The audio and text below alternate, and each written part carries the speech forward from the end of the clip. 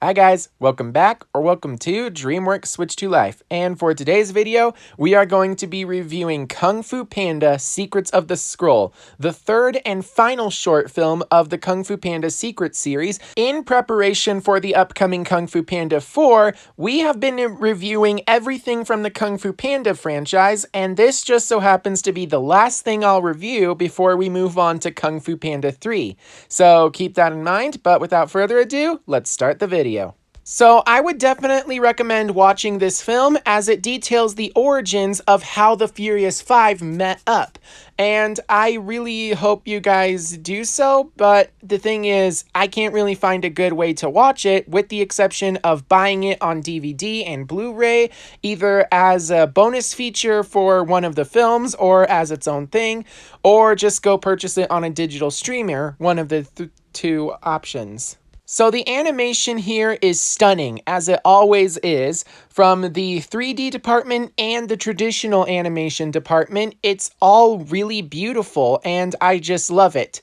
Then there's the voice acting, which is good because they brought back the actors for all of the characters from the movies, with the exception of Tigress and Monkey, but I felt like they also chose some really good actors to portray those two. So I mean, great voice acting all across the board. And then, of course, there's the music, which, as always, is beautiful, and I love listening to it.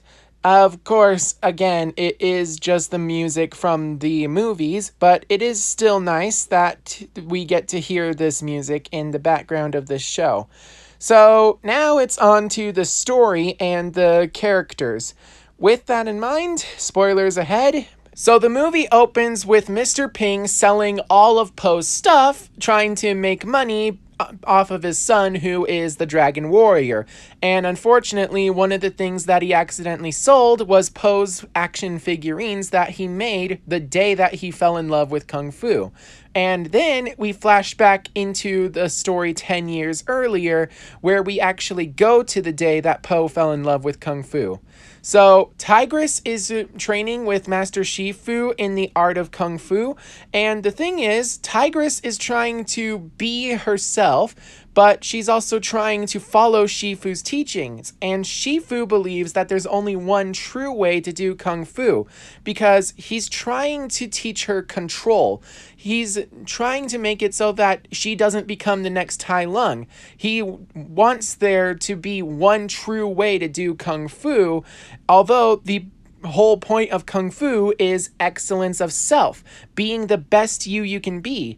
And while Tigress keeps striving to do that, she's also trying to obey Shifu's teachings, which is do the Kung Fu the right way, which is sadly something that goes against what Oogway believes in. He wants Tigress to be herself, and he also wants Shifu to realize that sometimes there is more than one way to do Kung Fu. Then, out of nowhere, someone comes up the steps of the Jade Palace begging for help in stopping a new villain, Boar, who is basically a big hulking brute destroying villages, and he's trying to find a worthy opponent to take him down. We cut to a scene where Po is left in charge of the noodle shop, and in the process, that means he has to pass out the flyers, but he accidentally lets the wind do it, which was actually a will of the universe kind of situation, as one of the flyers ended up in the Oogway's meditation room, and so Oogway tells Shifu that they should probably get dinner from the noodle shop, and so Zhang is sent to pick up the dinner,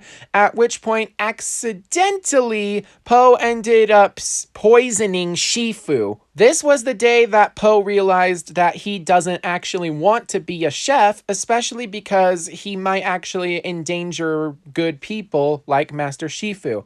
And in the process, by poisoning Shifu and making him ill, it made it so that he actually can't fight the dangerous threat of Boar. So Shifu tells Tigress to go recruit 4 warriors who will fight in his place. And unfortunately, there is a list mix-up because Po is coming up with the list of jobs that he wants to do, and unfortunately, instead of getting the 4 warriors, she ends up using Po's list to collect 4 strangers, including a cleaner, a dancer, a comedian, and the doctor. by not getting the right 4 warriors, she ends up disappointing Shifu, or in the words of Oogway, failing herself. And of course, this ends up making it so that Shifu has to fight Boar, but he's too sick to do so, so Tigress fights in his place. And unfortunately, it goes bad until the 4 strangers that she gathered end up fighting by her side, because they have some real skills, or at least potential, in the ways of Kung Fu. And that's really great, actually. The 5 warriors end up banding together, and thus they become the new Furious 5.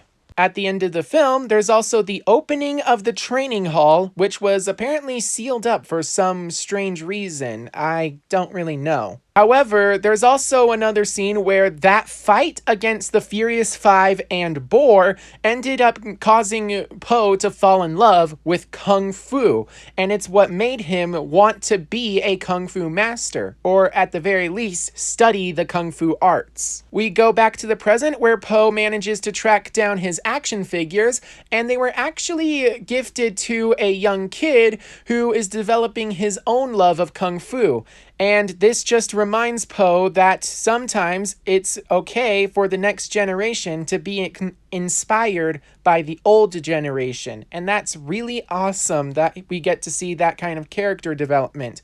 Po is saying goodbye to his life as a Kung Fu fan, as he knows that he needs to be a Kung Fu master and inspire the next generation of Kung Fu warriors.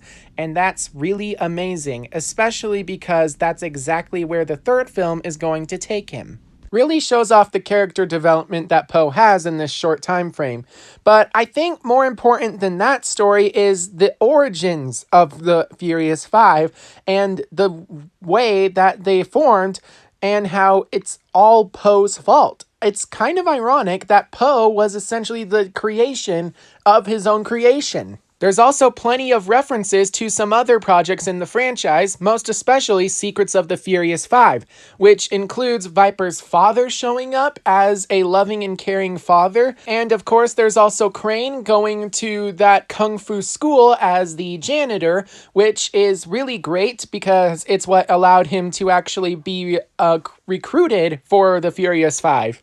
It's also great to see how Tigress still thinks of Shifu as a father, and all she wants to do is make him proud, while all Shifu sees is a student who's failing at learning Kung Fu. I think part of that reason is because he looks at Tigress and he sees Tai Lung, and deep down, he's just trying to raise a daughter who is better than Tai Lung, and he thinks the best way to do that is by distancing himself, sadly. And of course, we also have Mantis showing up, even though he's extremely bad at acupuncture, which is a reference to the first film. But we already know that he's actually a very skilled warrior. He's just doing the doctor thing so he can pay the bills or something.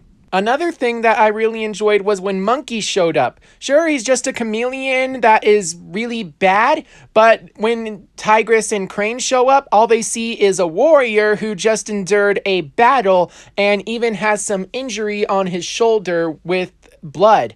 But really, it's just tomatoes. Now, I actually really enjoyed most of the aspects of this short film because it tells a really great story that's kind of like a catch-22 situation.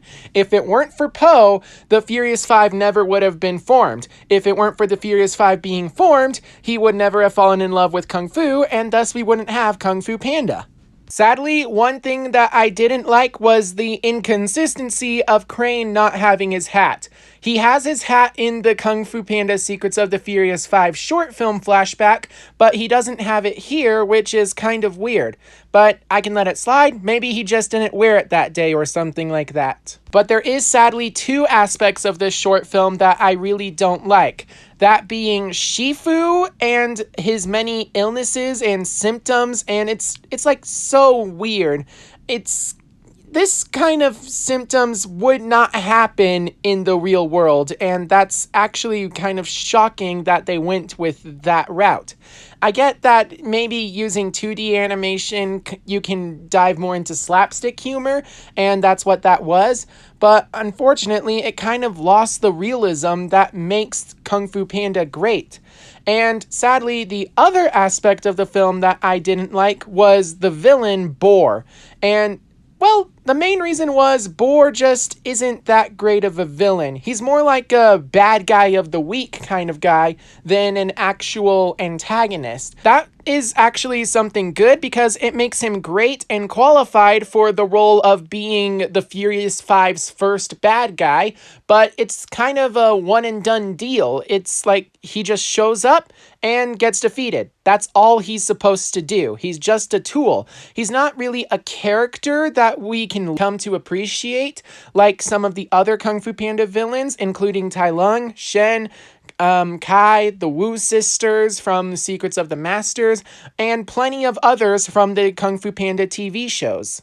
Sure, he's big and intimidating, but aside from just basic brute strength, there's nothing much to him, and sadly, if I were to rank the Kung Fu Panda villains, he would probably be at the bottom or near the bottom of the list. But that's okay, because this isn't supposed to be his story. This is supposed to be the origin of the Furious Five, and I really love the way this movie portrays that origin. It's so great, and I just love it. But with that in mind, that is my review. Overall, this film is great, and I highly recommend you watch it if you can find it anywhere. But aside from that, I hope you guys enjoyed today's video, and please make sure that you like and subscribe so you can keep up to date on all things DreamWorks and my next video, which will be a review of the third Kung Fu Panda film. With that in mind, I hope you guys are staying safe out there, and I will see you all in the next one. But until then, bye-bye. He's invincible. I am invincible. I am born.